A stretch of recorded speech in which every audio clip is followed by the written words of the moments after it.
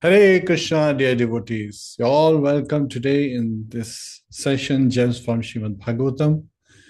And now we are diving into pure nectar when it comes to this story of Prahlad Maharaj. It's all very dear and to everyone. So today we'll be covering three verses, 7th canto, chapter 5, verse 22, 23, and 24. Hare Krishna.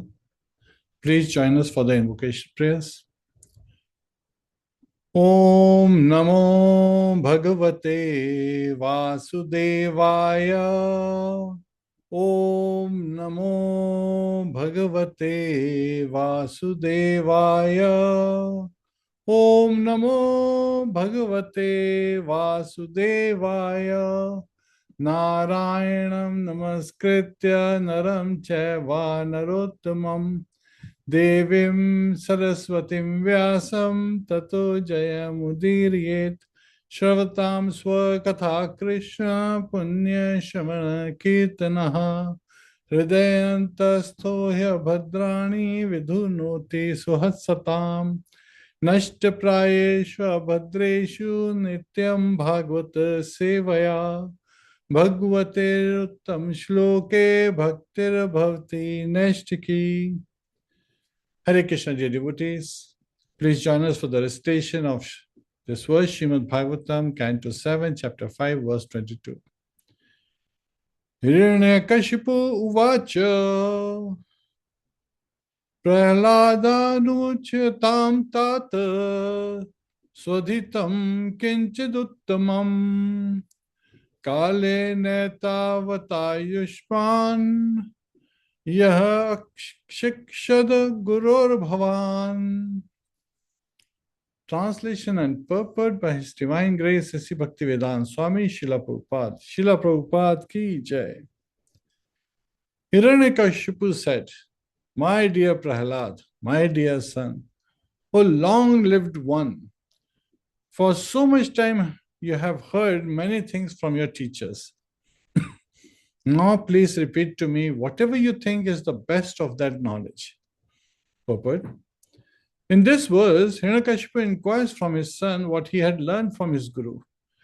Prahlad Maharaj's gurus were of two kinds, Shanda and Amarka, the sons of Shukracharya, in the seminal disciplic succession, were the gurus appointed by his father. But his other guru was the exalted Narad Muni, who had instructed Prahlad when Prahlad was within the womb of his mother. Prahlad Maharaj responded to the inquiry of his father with the instructions he had received from his spiritual master, Narad. Thus, there was again a difference of opinion between Prahlad Maharaj wanted to relate the best thing he had learned from his spiritual master, whereas Hiranyakashipu expected to hear about the politics and diplomacy. Prahlad had learned from Shanda and Amarka. Now the dissension between the father and son became increasingly intense as Prahlad Maharaj began to say what he had learned from his guru Narad Muni. Over to the next two verses. Srimadbhagavatam, Canto 7, Chapter 5, verse 23 and 24. Shri Prahlad Uvacha Shravanam Kirtanam Vishnu Smaranam Padasevanam Archanam Vandanam Dhyasam Sakhyam Atmanivedanam Iti Pumsarpita Vishnu Bhaktische Navalakshana Kriyate Bhagavati Adha Tanmanye Aditam Uttamam. Translation and purport by His Divine Grace Sri Bhaktivedanta Swami Srila Prabhupada. Prahlad Maharaj said, hearing and chanting about the transcendental holy name, form, qualities, paraphernalia and pastimes of Lord Vishnu, remembering them, serving the lotus feet of the Lord, offering the Lord respectful worship with 16 types of paraphernalia, offering prayers to the Lord, becoming His servant, considering the Lord one's best friend, and surrendering everything unto Him, in other words, serving Him with the body, mind, and words. These 9 processes are accepted as pure devotional service. One who has dedicated his life to the service of Krishna through these 9 methods should be understood to be the most learned person, for he has acquired complete knowledge. Purport. Now this one has a really long purport. Devi, would you like to read the purport? Hare Krishna. Jai Srila Prabhupada. When Prahlad Maharaj was asked by his father to say something from whatever he had learned, he considered that what he had learned from his spiritual master was the best of all teachings, whereas what he had learned about diplomacy from his material teachers, Chandanamarka, was useless. Bhakti Pareshanubhavo Viraktar Anaya Cha Bhagavatam 10 to 11, chapter 2, verse 42. This is the symptom of pure devotional service. A pure devotee is interested only in devotional service, not in material affairs. To execute devotional service, one should always engage in hearing and chanting about Krishna or Lord Vishnu. The process of temple worship is called Archana. How to perform Archana will be explained herein. One should have complete faith in the words of Krishna, who says that he is the great, well-wishing friend of everyone, Suhridam Sarvabhutanam. A devotee considers Krishna the only friend. This is called Sakhya. Punsarpita Vishnu. The word Punsa means by all living entities. There are no distinctions permitting only a man or only a Brahman to offer devotional service to the Lord. Everyone can do so, as confirmed in Bhagavad Gita. Although women, Vaishyas, and Shudras are considered less intelligent, they also can become devotees and return home back to Godhead.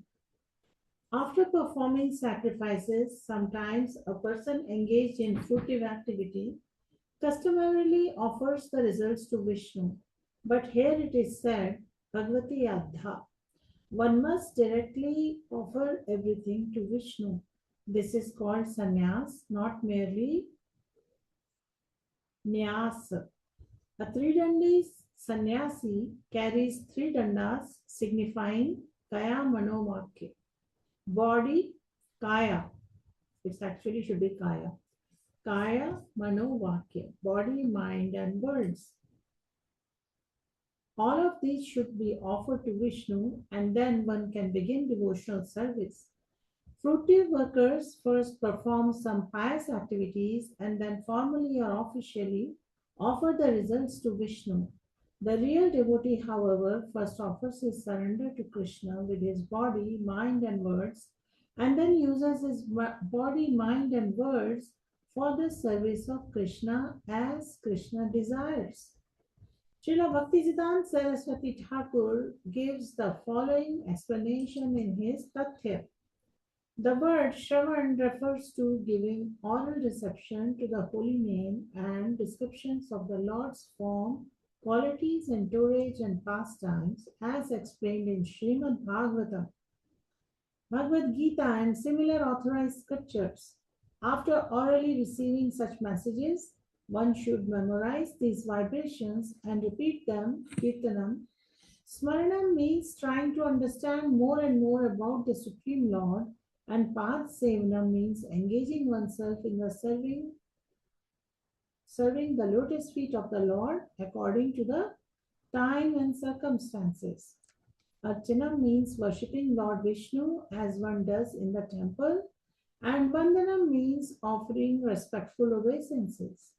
Manmana Bhagavad Bhakto Madhyajima Namaskuru. Vandanam means Namaskuru, offering obeisances or offering prayers. Thinking oneself to be Nitya Krishna Das, everlastingly a servant of Krishna, is called Dasya. And Sakya means being a well-wisher of Krishna. Krishna wants everyone to surrender to him because everyone is constitutionally his servant. Therefore, as a sincere friend of Krishna, one should treat this philosophy, requesting everyone to surrender unto Krishna. Atmanivedana means offering Krishna everything, including one's body, mind, intelligence, and whatever one may possess. One's sincere endeavor to perform these 9 processes of devotional service is technically called bhakti. The word adha means directly. One should not be like the karmis who perform pious activities and then formally offer the results to Krishna. That is karma kand. One should not aspire for the results of his pious activities but should dedicate oneself fully and then act piously. In other words, one should act for satisfaction of Lord Vishnu, not for the satisfaction of his own senses. That is the meaning of the word adha. Directly. Anyabhilashiта shunyam jnana karmadi anavritam anukulena krishnanushilanam bhaktiruttama. One should render transcendental loving service to the Supreme Lord Krishna favorably and without desire for material profit or gain through fruitive activities or philosophical speculation. That is called pure devotional service. One should simply satisfy Krishna without being influenced by fruitive knowledge or fruitive activity. The Gopal Tapani Upanishad. Prabhuji, you want to read now? Sure. Hare Krishna. The Gopal Tapani Upanishad says that the word bhakti means engagement in the devotional service of the Supreme Personality of Godhead, not of anyone else. This Upanishad describes that bhakti is the offering of devotional service unto the Supreme Personality of Godhead. To perform devotional service, one should be relieved of the bodily conception of life and aspirations to be happy through elevation to the higher planetary systems. In other words, work performed simply for the satisfaction of the Supreme Lord without any desire for material benefits is called bhakti. Bhakti is also called nishkarma, or freedom from the results of fruitive activity. Bhakti and nishkarma are on the same platform, although devotional service with fruitive activity appear almost the same. The 9 different processes enunciated by Prahlad Maharaj, who learned them from Narad Muni, may not all be required for the execution of devotional service. If a devotee performs only one of these 9 without deviation, he can attain the mercy of the Supreme Personality of Godhead. Sometimes it is found that when one performs one of the processes, other processes are mixed with it. That is not proper for a devotee. When a devotee executes any one of the 9 processes, navalakshana, this is sufficient. The other 8 processes are included. Now let us discuss these 9 different processes. Sravanam, hearing of the holy name of the Lord. Sravanam is the beginning of devotional service. Although any one of the 9 processes is sufficient, in chronological order, the hearing of the holy name of the Lord is the beginning. Indeed, it is essential. As enunciated by Lord Sri Chaitanya Mahaprabhu, Cheto Darpana Mahajanam, by chanting the holy name of the Lord, one is cleansed of the material conception of life, which is due to the dirty modes of material nature. When the dirt is cleansed from the core of one's heart, one can realize the form of the Supreme Personality of Godhead. Ishvara Paramaha Krishna Sachidananda Vigraha. Thus, by hearing the holy name of the Lord, one comes to the platform of understanding the personal form of the Lord. After realizing the Lord's form, one can realize the transcendental qualities of the Lord. And when one can understand his transcendental qualities, one can understand the Lord's associates. In this way, a devotee advances further and further to a complete understanding of the Lord as he awakens the realization of the Lord's holy name. Transcendental form and qualities.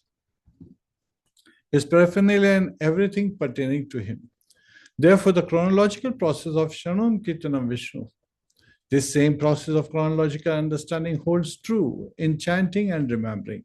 When the chanting of the holy name, form, qualities, and paraphernalia is heard from the mouth of a pure devotee, his hearing and chanting are very pleasing. Srila Sanatana Goswami has forbidden us to hear the chanting of an artificial devotee or non-devotee.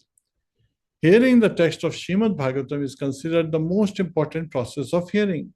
Srimadbhagavatam is full of transcendental chanting of the holy name, and therefore the chanting and hearing of Srimadbhagavatam is transcendentally full of mallows.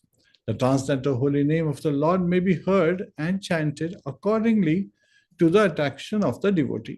One may chant the holy name of Lord Krishna, or one may chant the holy name of Lord Ram or Nrsimhadev. Ramadi Murti Shukala Niyamena Tishthan.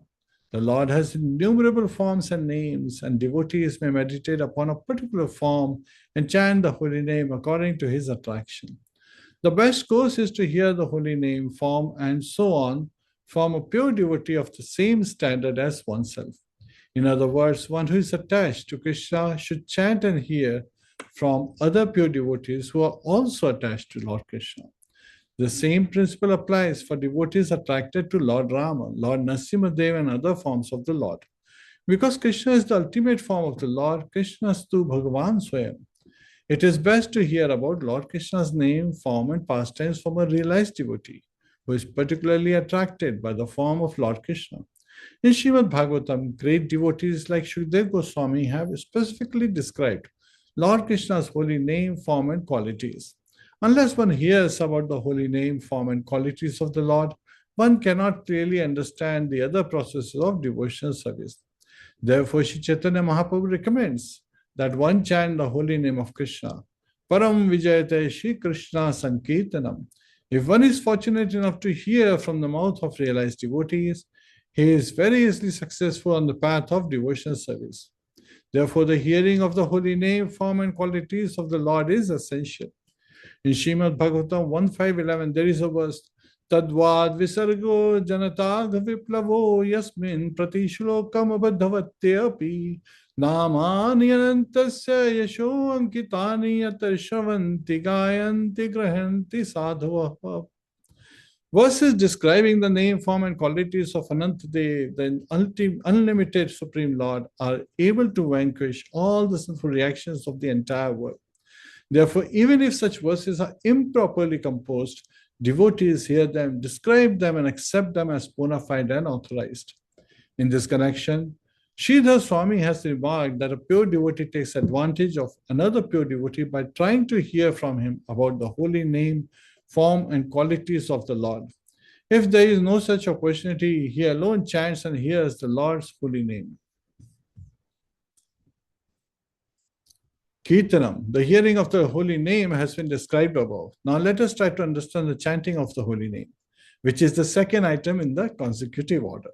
It is recommended that such chanting be performed very loudly. In Srimad Bhagavatam, Narad Muni says that without shame, he began traveling all over the world, chanting the holy name of the Lord. Similarly, Sri Chaitanya Mahaprabhu has advised. Hare Krishna. Tradapi sunichena tarorapi saishuna mani namana dena kirtaniya sudahari. A devotee can very peacefully chant the holy name of the Lord by behaving more humbly than the grass, being tolerant like a tree, and offering respects to everyone without expecting honor from anyone else. Such qualifications make it easier to chant the holy name of the Lord. The process of transcendental chanting can be easily performed by anyone. Even if one is physically unfit, classified lower than others, devoid of material qualifications, and not at all elevated in terms of pious activities, the chanting of the holy name is beneficial.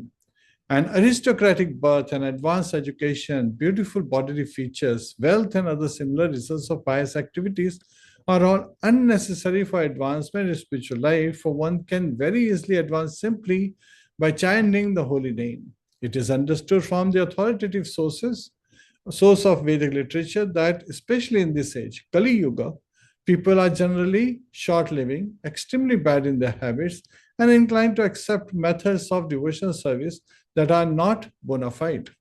Moreover, they are always disturbed by material conditions, and they are mostly unfortunate. Under the circumstances, the performance of other processes such as yajna, dana, tapa, and kriya, sacrifices, charity, and so on, are not at all possible. Therefore, it is recommended, Hare Ram, Hare Ram, Hare Ram eva kevalam, kalau nashte eva nashte eva nashte eva gatiranyatha. In this age of quarrel and hypocrisy, the only means of deliverance is the chanting of the holy name of the Lord. There is no other way, there is no other way, there is no other way. Simply by chanting the holy name of the Lord, one advances perfectly in spiritual life. This is the best process for success in life. In other ages, the chanting of the holy name is equally powerful, but especially in this age, Kali Yuga, it is most powerful. Kirtana Deva Krishnasya Mukta Sangha Param Vrajet. Simply by chanting the holy name of Krishna, one is liberated and returns home, back to Godhead. Therefore, even if one is able to perform other process of devotion service, one must adopt the chanting of the holy name as the principal method of advancing in spiritual life. Yagya Sankirtana Praya Yajanti Hi Sumedhasaha. Those who are very sharp in their intelligence should adopt this process of chanting the holy names of the Lord. One should not, however, manufacture different types of chanting. One should adhere seriously to the chanting of the holy name as recommended in the scriptures. Hare Krishna, Krishna Krishna, Hare Hare, Hare Rama, Rama Rama, Hare Hare. While chanting the holy name of the Lord, one should be careful to avoid 10 offenses. From Sanat Kumar, it is understood that even if a person is a severe offender in many ways, he is freed from offensive life if he takes shelter of the Lord's holy name. Indeed, even if a human being is no better than a two-legged animal, he will be liberated if he takes shelter of the holy name of the Lord. One should therefore be very careful not to commit offenses at the lotus feet of the Lord's holy name. The offenses are described as follows. A. To blaspheme a devotee, especially a devotee engaged in broadcasting the glories of the holy name. B. To consider the name of Lord Shiva or any other demigod to be equally as powerful as the holy name of the Supreme Personality of Godhead. No one is equal to the Supreme Personality of Godhead, nor is anyone superior to him. C. To disobey the instructions of the spiritual master. D. To blaspheme the Vedic literatures and literatures compiled in pursuance of the Vedic literatures. E. To commit that the glories of the holy name of the Lord are exaggerated. F. To interpret the holy name in a deviant way. G. To commit sinful activities on the strength of chanting the holy name. H. To compare the chanting of the holy name to pious activities. I. To instruct the glories of the holy name to a person who has no understanding of the chanting of the holy name. J. Not to awaken in transcendental attachment for the chanting of the holy name, even after hearing all these scriptural injunctions. There is no way to atone for any of these offenses. It is therefore recommended that an offender at the feet of the holy name continue to chant the holy name 24 hours a day. Constant chanting of the holy name will make one free of offenses, and then he will gradually be elevated to the transcendental platform on which he can chant the pure holy name and thus become a lover of the Supreme Personality of Godhead. It is recommended that even if one commits offenses, one should continue chanting the holy name. In other words, the chanting of the holy name makes one offenseless. In the book Nam Kaumudi, it is recommended that if one is an offender at the lotus feet of a Vaishnava, one should submit to that Vaishnava and be excused. Similarly, if one is an offender in chanting of the holy name, he should submit to the holy name and thus be freed from his offenses. In this connection, there is the following statement spoken by Daksha to Lord Shiva. I did not know the glories of your personality, and therefore I committed an offense at your lotus feet in the open assembly. You are so kind, however, that you did not accept my offense. Instead, when I was falling down because of accusing you, you saved me by your merciful glance. You are the most great. You are most great. Kindly excuse me and be satisfied with your own exalted qualities. One should be very humble and meek to offer one's desires and chant prayers composed in glorification of the holy name, such as Ai Mukta Kuler Upasya Manam or Nivritta Tarser Upagiya Manad. One should chant such prayers to become free from offenses at the lotus feet of the holy name. Devi, would you like to read third onward? Okay. Hare Krishna. All right. Smaranam. After one regularly performs the process of hearing and chanting, and after the core of one's heart is cleansed, Smaranam, remembering, is recommended. In Srimadbhagavatam, Shukdev Goswami tells King Parikshit, Etan nirvidyamanam ichatam akuto bhayam yoginam nipa nirnitam hare namanukirtanam.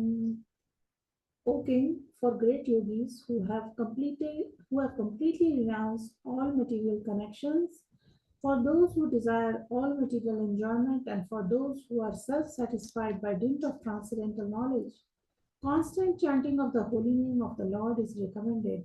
According to different relationships with Supreme Personality of Godhead, there are varieties of Namanukirtanam, chanting of the holy name, and thus, according to different relationships and mellows, there are five different kinds of remembering. These are as follows: conducting research into the worship of a particular form of the Lord, concentrating the mind on one subject and withdrawing the mind's activities of thinking, feeling, willing from all other subject matters, concentrating on a particular form of the Lord, this is called meditation, concentrating one's mind continuously on the form of the Lord, this is called through one's smriti or perfect meditation. E. Awakening or likening for concentration upon a particular form, this is called samadhi or trance. Mental concentration upon particular pastimes of the Lord in particular circumstances is also called remembrance. Therefore, samadhi, trance, can be possible in five different ways in terms of one's relationship. Specifically, the trance of devotees on the stage of neutrality is called mental concentration. The fourth one is pastimes. Prabhuji, do you think we can just list out the 9 Navida Bhakti Sure. and then you can start with the Padasevana refers to serving the lotus feet of the Lord. Archana refers to the worship of the deity. And then we see there is a lot of instruction about the grahasthas to take this. And then Vandanam, Dasyams. So Vandanam is reciting prayers, Dasyam is serving the Lord, Sakhyam is being friend to the Lord, and Atma Nivedanam refers to a stage at which one has no other motive than to serve the Lord. And one surrenders everything to the Lord, and all mind, bodies, and activities are in alignment with pleasing the Supreme Personality of Godhead. Hare Krishna.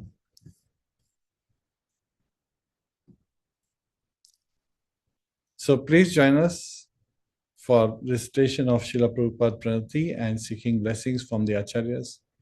Namo Vishnu Padaya Krishna Prishtaya Bhutale Srimate Bhakti Vedanta Swami Niti Namine Namaste Saraswate Deve Gaurvani Pracharine Nirvishesha Shunyavadi Pashatya Deshitarine Om Jnana Timirandasya Jnananjana Shalakaya Chakshurun Militam Yena Tasmai Shri Guruve Namaha Mukam Karoti Vachalam Pangum Langhayate Girim Yat Kripa Tadaham Vande Shri Gurum Dina Taranam Hare Krishna Krishna Krishna Hare Hare Hare Rama, Rama Rama, Hare Hare.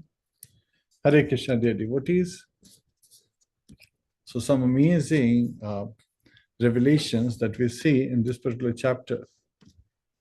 And this chapter is revealing some truths to us.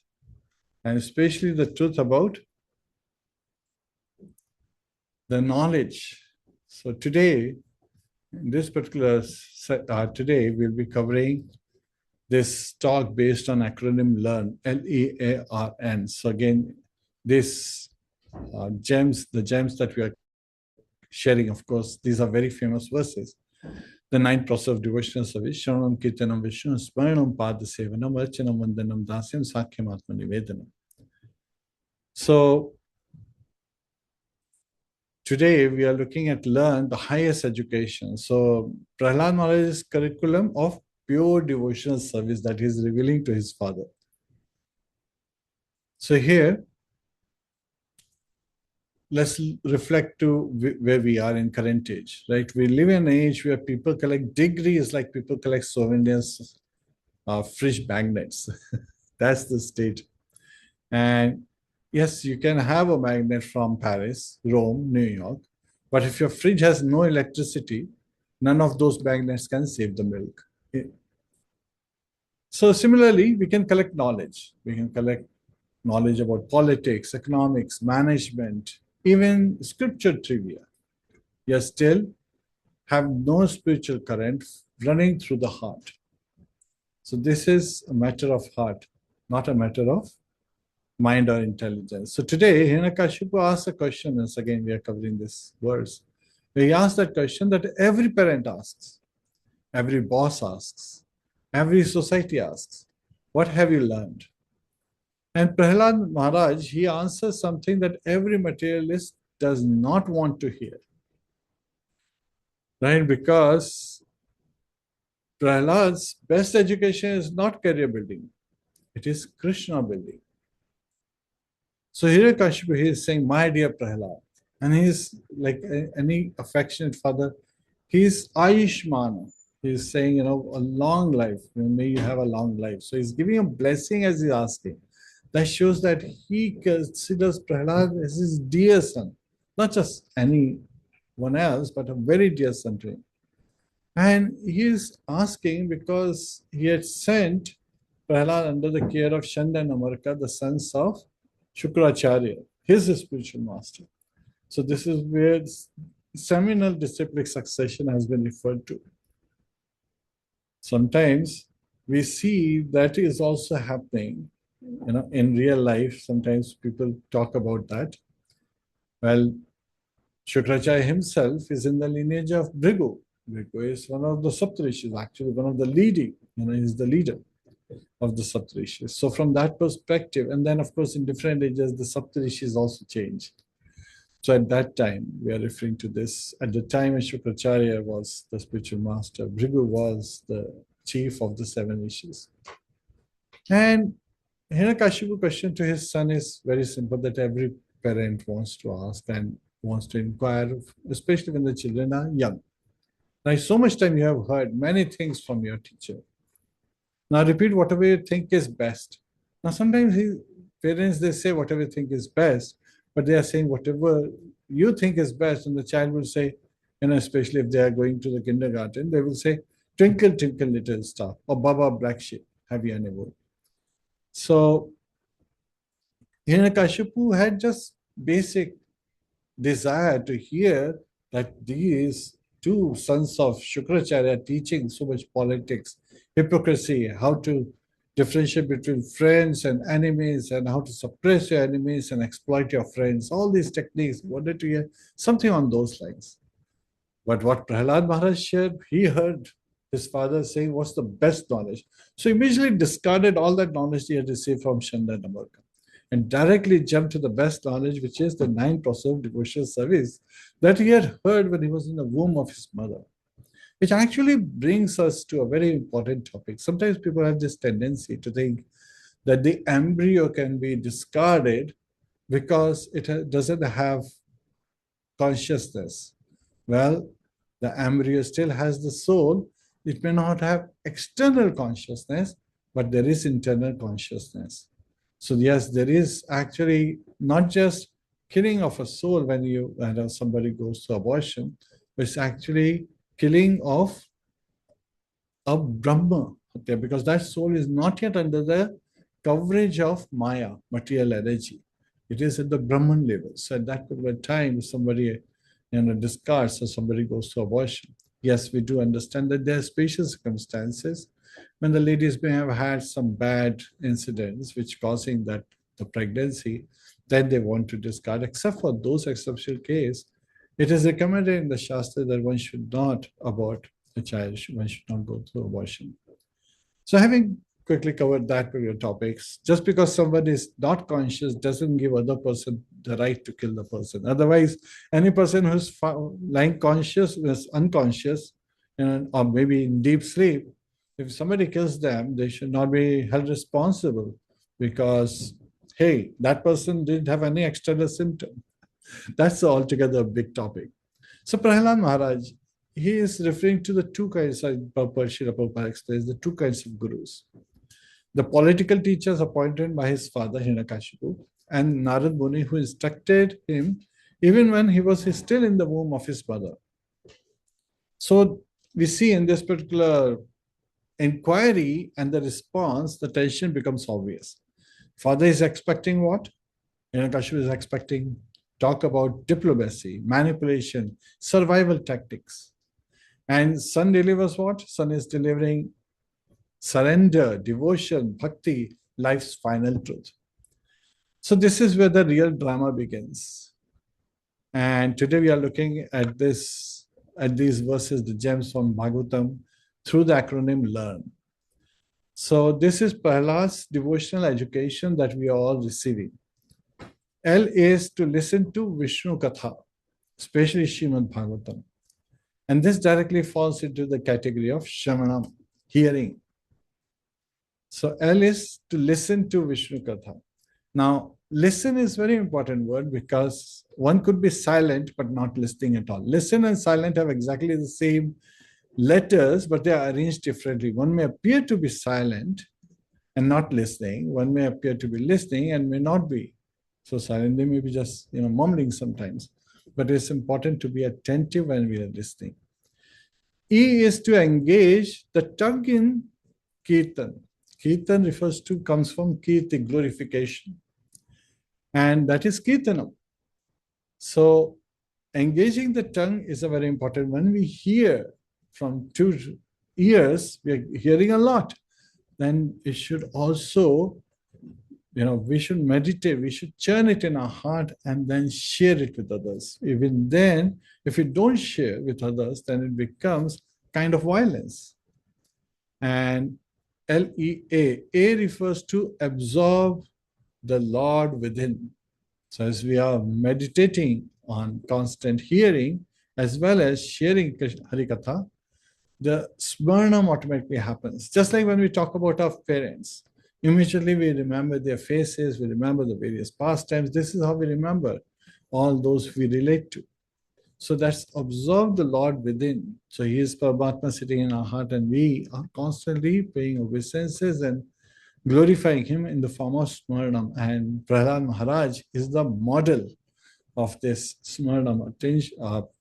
He's focused so much on remembering the Lord and absorbs in Lord's name, form, activities, pastimes, paraphernalia, and so on. R in learn, L-E-A-R, R refers to render practical service.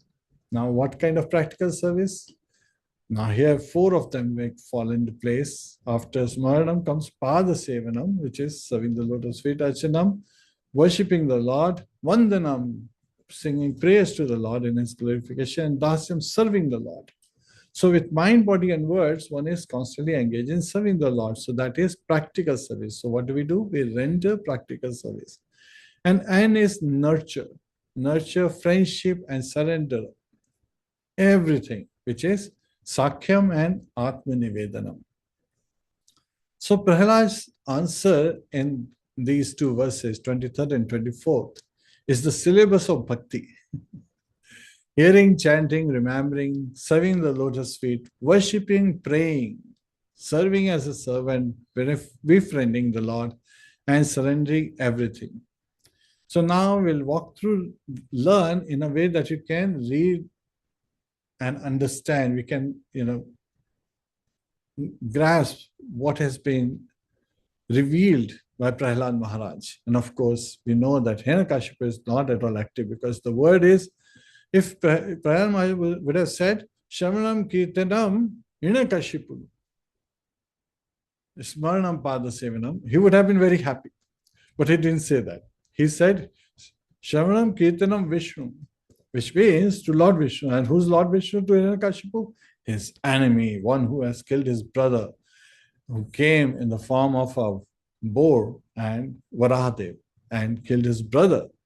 So he is thinking from a material mindset of friend and enemy perspective. This duality is a conditioned state. In reality, Lord is Suhridam Sarva Bhutanam. He is the best friend of every living entity. So any action that he does cannot be wrong.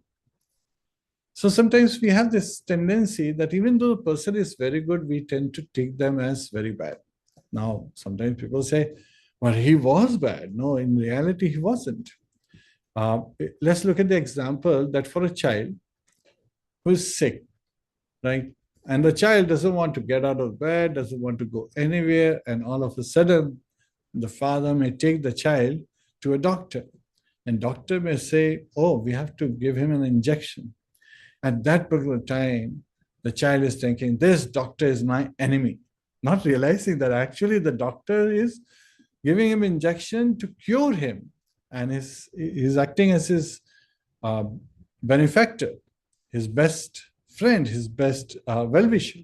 Yet at the same time, in the eye of a child, the doctor is very, he's very big enemy for the child. Now, how do we relate to another ways? Well, parents sometimes they want their children to become good at studies.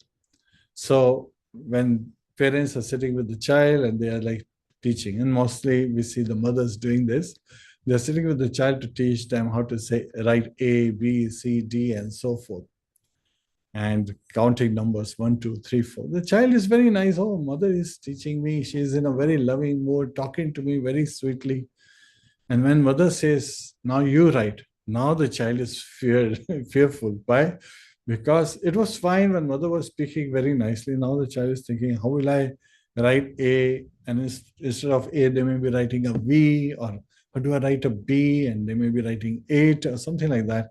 So they're trying to do what mother has asked, but they're not able to do it as expected. So at that particular time, a child might look at his mother or his father, if the father is teaching him, as his enemy, that they are making me do things I don't like to do. But in reality, why are the parents acting in this manner? First time mother would like say, okay, this is only day 1, day 2, day 3. After some time, mother will say, hey, you do it nicely and hold the hand. And that will look like, forced onto the child. The child does not like that feeling. Which reminds me of the time when Bhishma Pitama, he was lying on this bed of arrows. And at that time, Krishna, his eyes are constantly wandering and his gait is constantly moving. And Bhishma Pitama, he said that I want to meditate on you, so you stay straight here, right? Don't move. At that time, Krishna stopped his movements, but then he was not very happy, as if like a forced child, the child will not be happy when forced to do something. And then Vishnu Pitama said, why are you having such a, face? Why you have a long face? And Krishna didn't say anything. And then he said, please, smile, please be in your wonderful glories. And then Krishna, understanding Bhishma Pitama's mood, he understood that Bhishma Pitama wants to concentrate 100% on his form. But which form? Bhishma Pitama said, I don't want to remember your form as, Yadunandana. I don't want to remember your form as Mathuradidesh, the prince, or Dwarkadhish. I want to remember you as the charioteer of Arjuna, and how the dust being thrown by those horses are growing, and those sweat, the droplets of sweat on your face, and you look so amazing. So he's looking from that perspective. Well, even though he is referring to this form of Lord Krishna as a charioteer, he is actually revealing a similar aspect like that of Vrindavan Vasis. They don't want to see Krishna. When they saw Krishna at Kurukshetra, they were like, who's this personality? Doesn't seem to be our Krishna. And so there was very less relationship because Krishna on the battlefield at Kurukshetra. earlier also when the Yadavas and the Vrindavan Vasis, they met at Kurukshetra. There was a festival time. They did not relate to Krishna because he was praying as Kshatriya until the time when his queens met with Radharani and the gopis and they had a Ras Leela. But then that was still very short. So here we are trying to understand that yes, a person relates to another person from a specific aspect. So a child may look at the parent and may think, oh, they are the enemies. But here in these verses, what's happening is Hiranyakashipu is thinking, Prahlad, this son of mine is my enemy because he is in alliance with my enemy Vishnu. So when Hiranyakashipu asked, tell me your best lesson that you have learned, Prahlad was not quoting textbooks. Right? Because his education, when did it begin? It began when he was still in his mother's womb. And Narad Muni put transcendental sound into that sacred space of the womb. And even though his mother, she fell asleep at times and so she couldn't remember. And also at that particular time, the man had this ability to remember things always. Now we see the role reversed. Kala Shudra Sambhava. In current times, everyone is born as Shudra. That was the time of Satyuga when Prahlad Maharaj was there. So we see the difference. And in current age, we know that ladies are higher spaces. They take to spirituality much easily and much with greater dedication than men do. Yes. Yes, men, sometimes they are very eloquent speakers, but in reality, we know in our heart of hearts how great ladies are. So when Hiranyakashipu asked, tell me your best lesson, Prahlad Maharaj didn't quote a textbook. He didn't say twinkle, twinkle, little star. He is quoting the heart's memory of hearing, right? So he is revealing what he heard when he was still in the womb. Because in Bhakti, the ear is not a hole in the head. The ear is a doorway to the soul.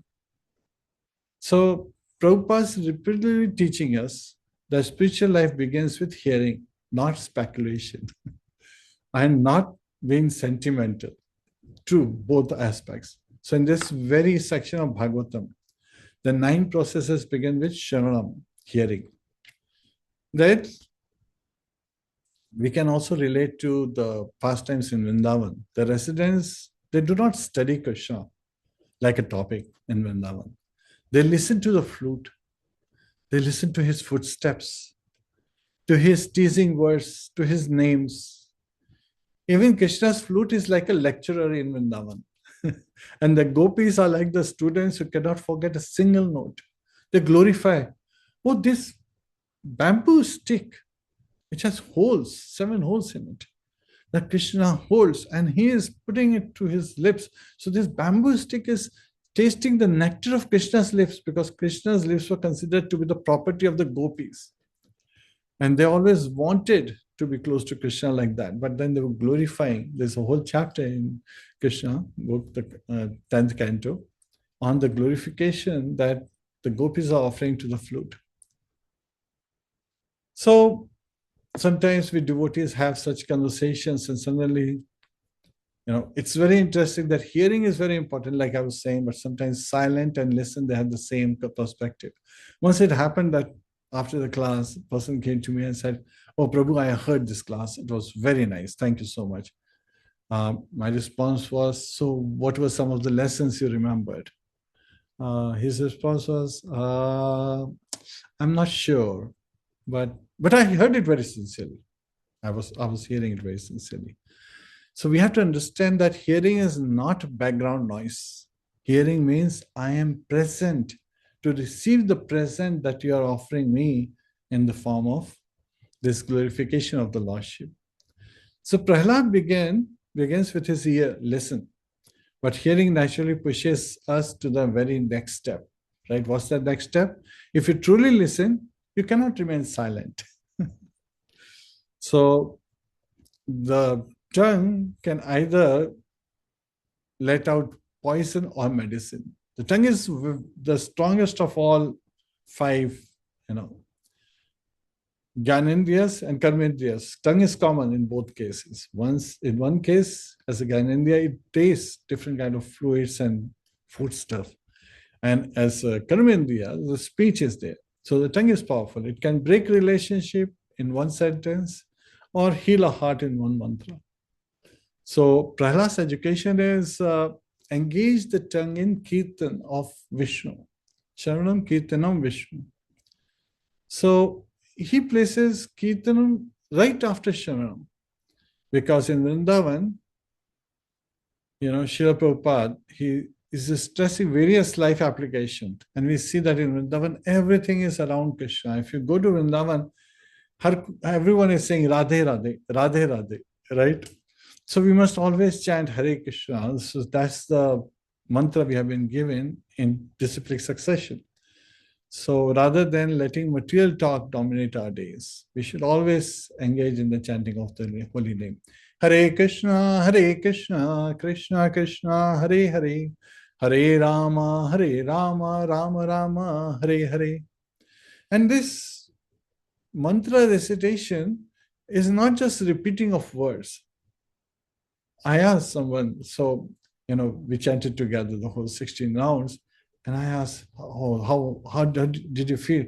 It's like I was just saying the same mantra 108 times and I repeated that process for 16 times.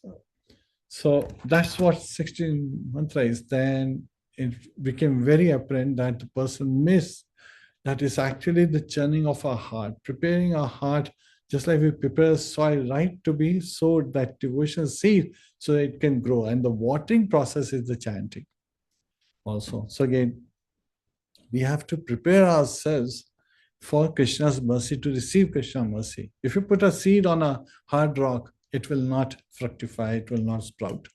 So it's very important for us to be ready to receive. Yes, there will be benefit, but just by chanting on the surface and not really taking it deep will not give one as much benefit as one gets when they are doing it attentively. So we see that in Vrindavan, chanting is not a performance, it is breathing. The cowherd boys, they call out to Krishna. And the mothers, they call out to Krishna, the gopis. And the entire dham vibrates with remembrance through sound vibration. So Kirtan is not a movement of beats, it is the movement of the heart. We have to take that to our heart.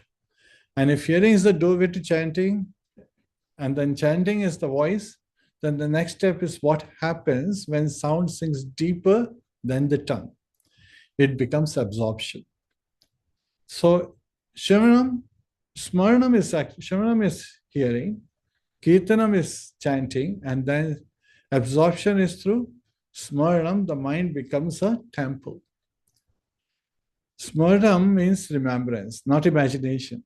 But a cleansed mind repeatedly returning to Krishna. Yes, it has the tendency to wander away, but Krishna says by practice, we can bring the mind under control. And if we try to control, it's very difficult. So we just engage our mind, and Krishna is the Rishikesha. And he is the master of the senses, and he controls. So it's easier for us to surrender to Krishna than trying to control our own mind. So Prahlad is showing this by his own example. When my father can control my school, but he cannot control my memory of Krishna. So when the world around Prahlad becomes hostile, teachers threaten him, father is roaring at him, what does Prahlad do? Prahlad does something revolutionary. He holds Krishna inside.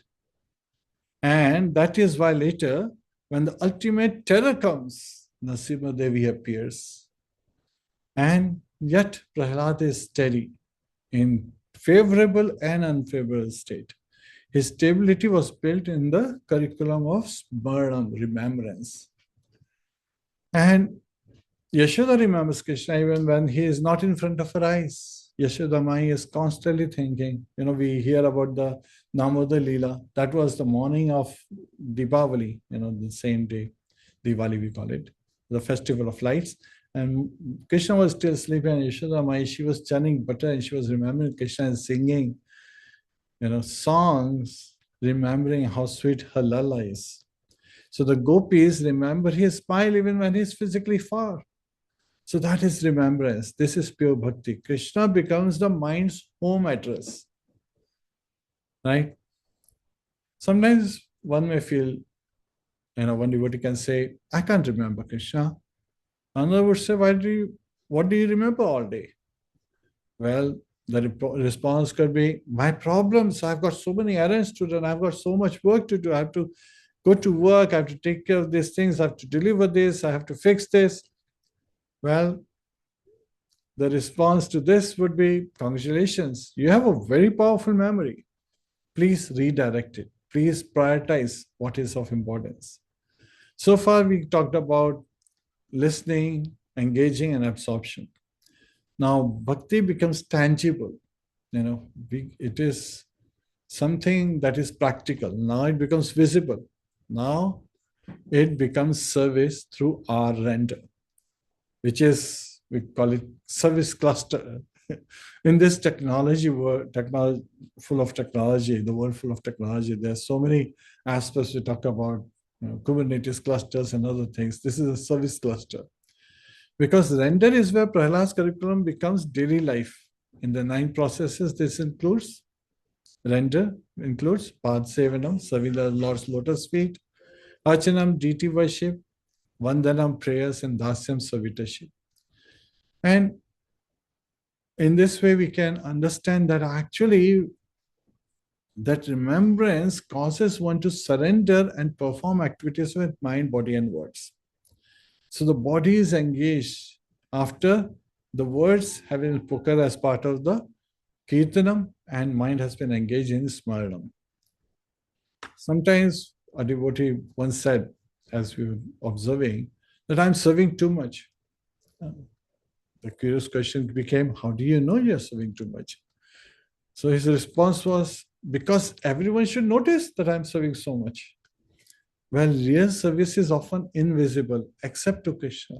We should not be performing service to show to others, but only for Krishna. And that Krishna likes, that Thakurji likes very much. So when service matures, something happens. Krishna is no longer only my Lord, he becomes my friend. And finally, my everything. So that is nurturing of friendship and full surrender. Sakyam and Atmanivedanam. Sakyam is a friendship that trusts Krishna's heart, that he cannot do anything wrong, nothing bad can happen to me. That brings us above our bodily conception, brings us above the concept of I and mine. I refers to envy, my refers to lust, right? Because there are various kind of bodily designations. I'm a man, I'm a woman, I'm an American, I'm an Indian, I'm an African, I'm a European. So again, these are all designations. I'm a manager, I'm a CEO, I'm a president, I'm a scholar. Those I am, and I is the least significant word in reality. But this causes envy because then one person is comparing with another. And we want to not do complaint, criticism, or comparison. Complaining, criticism, and there is one more aspect. Criticism, yeah. So this aspect of Sakyam includes all the previous processes. So again, but nurturing refers to friendship as Sakyam, so that I can stop negotiating with Krishna. Right? If you give me this, then I'll do this. That is negotiation. That's a business transaction. Rather, it becomes, Krishna, because you are you and I am yours. That movement happens within the heart. Right? The cowherd boys, they climb on Krishna. They wrestle with him. They laugh with Krishna. Pure trust, pure love, pure friendship. Which reminds me of a sweet pastime that once the cowherd boys with Krishna, they were playing. And sometimes in a play, one party has to become like the serving party, like not so much of an activity driven. We see when the children play cop and thief game, Cho Sipahi, back home we used to play as kids. Uh, Everyone wants to become the thief. Nobody wants to become the police to find where this thief is hiding. Uh, and similarly, as they were playing, and sometimes we see so many games where, like in cricket, I can give you an example that nobody wants to be the fielder. Everyone wants to hold the bat and be the batsman at the pitch. Or baseball again, they want to be the strikers, and football again. There's always those two sides. One activity is liked by everyone. They want to be in that particular role. Yet at the same time, all roles have to be performed. So once it was so scheduled that Krishna had to be in that other role, which was not so exciting. And Krishna on this particular day was in a mood like, I don't want to do this. And of course, I may have my desire, you may have your desire, and Krishna has his desire. So on that occasion, Krishna said, I am God. So I'm Bhagwan. He literally boldly declared. The cowherd boys, they just laughed out loud. This is like, Krishna, how can you say that? Krishna says, okay, close your eyes. The cowherd boys closed their eyes. Krishna says, open your eyes. They opened their eyes, and all of a sudden they saw that they were in Vaikuntha. And they saw Krishna, on a big throne, and there were so many people singing so many prayers. And they started calling out, Krishna, Krishna.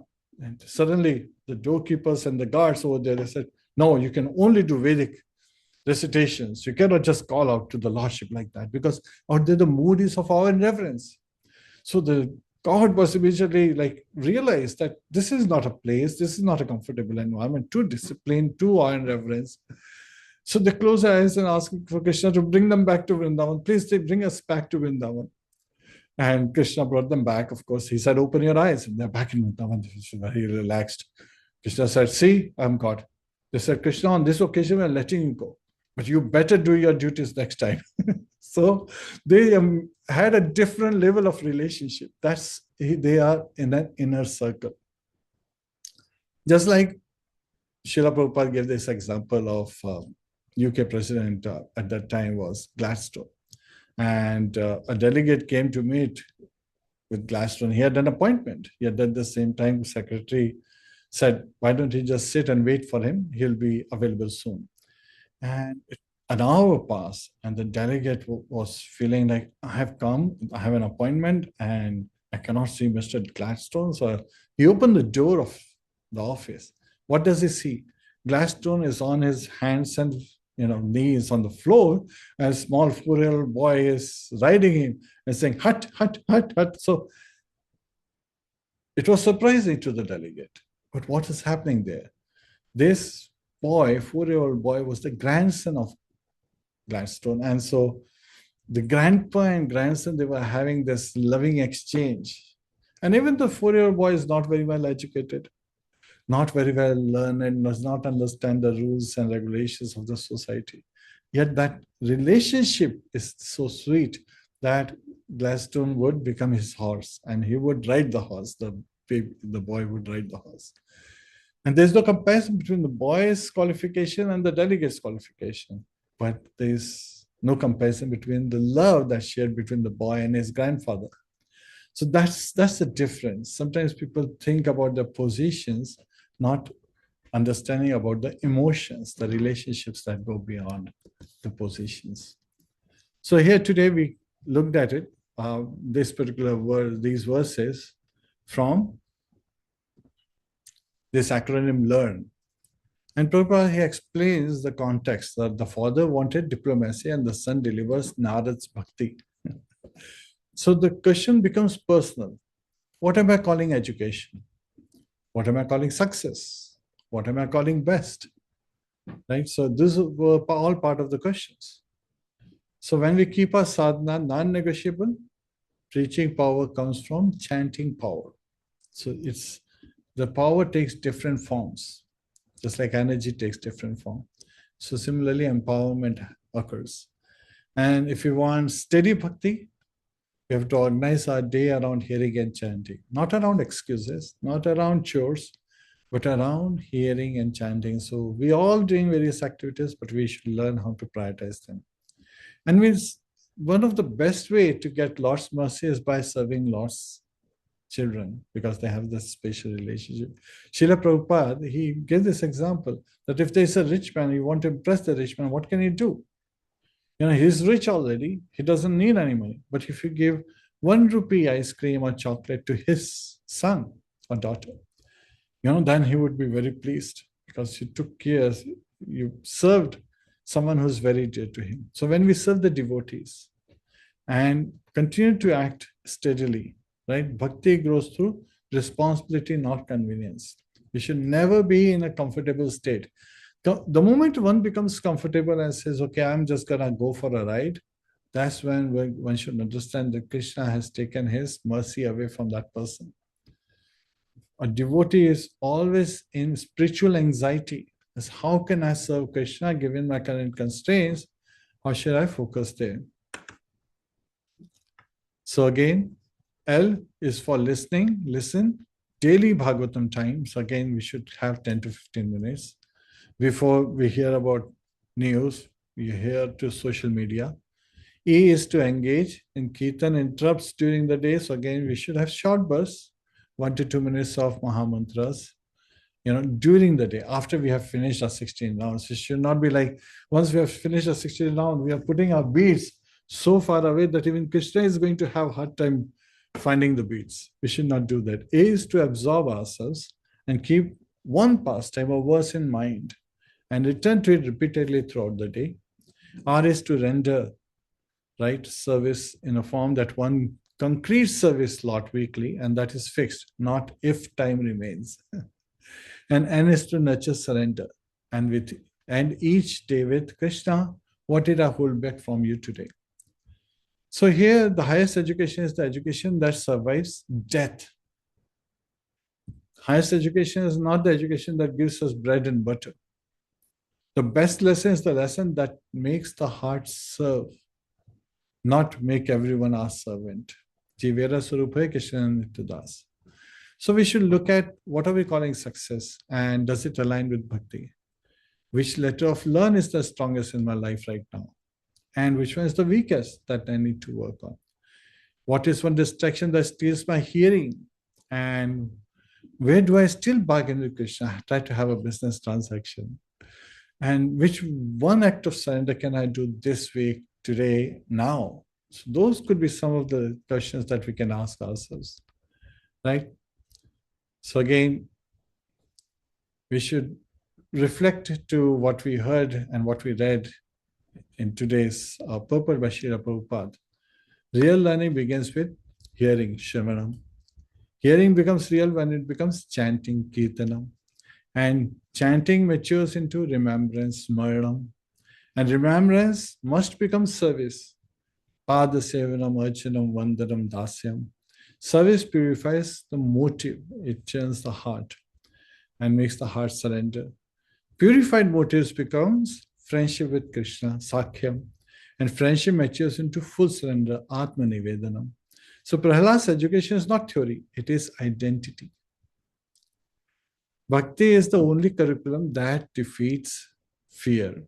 The best knowledge is the knowledge that makes us a servant of Krishna, not the master of all. There can be. So if somebody asks you, what did you learn? You can say, I learned how to keep my fridge powered now, how to keep my heart powered with bhakti, right? And that's through the current of Krishna consciousness. Hare Krishna. Devi, would you like to share? Hare Krishna. So that was a nice acronym, LEARN, L-E-A-R-N. Very quickly, I will summarize. This is not a motivational acronym. It is a Srimadbhagavatam curriculum.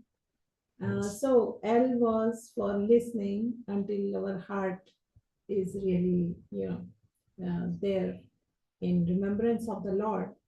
And then E for engaging our tongue, Kirtana. And in this way, we purify all the anarthas of our heart. A is to absorb. Yeah, absorb, Yes. applying steadily Yes. till our devotion becomes a habit.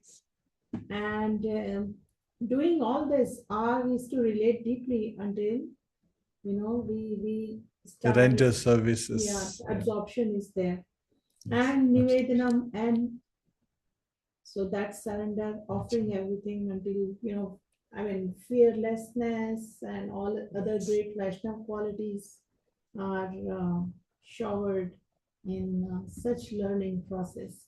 So today we had some wonderful lessons, and best education for us is the practice of bhakti, beginning with Sravanam. So Prabhuji, I think we can wrap up today. We had a very long purport, so it took away the time from your thought.